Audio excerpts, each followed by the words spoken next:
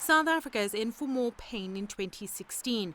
The economy has suffered several blows in the last year, prompting the International Monetary Fund to cut its growth prospects by almost half to 0.7%. It's not a surprise at all. The fact is that the drivers of economic growth in South Africa, the productive sectors, agriculture is besieged by drought, mining is under severe and has been over the past 3 years because of the commodity cycles, manufacturing is struggling. So the key sectors of the economy on the production side have been struggling and getting from bad to worse.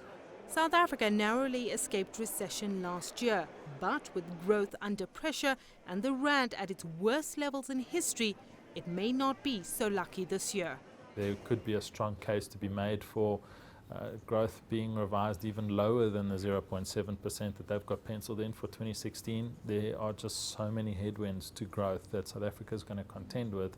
I think the reality of a recession needs to be factored in a lot more rigorously than has been the case up until now. The firing of the country's financial minister at the end of last year, slow structural reforms and implementation of business-conducive policy has added to the country's woes.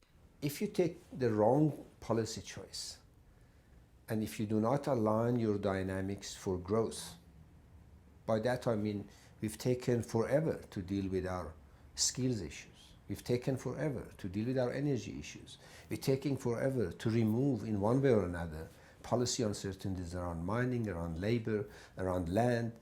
All these issues, if you leave them in the limbo, your economy will suffer. And it may be too late to save the economy from being downgraded again to non-investment grade. I think the ratings downgrades are now becoming almost inevitable. I think the government has got a lot that it's going to be fighting in terms of headwinds and currents. But President Jacob Zuma is not giving up just yet.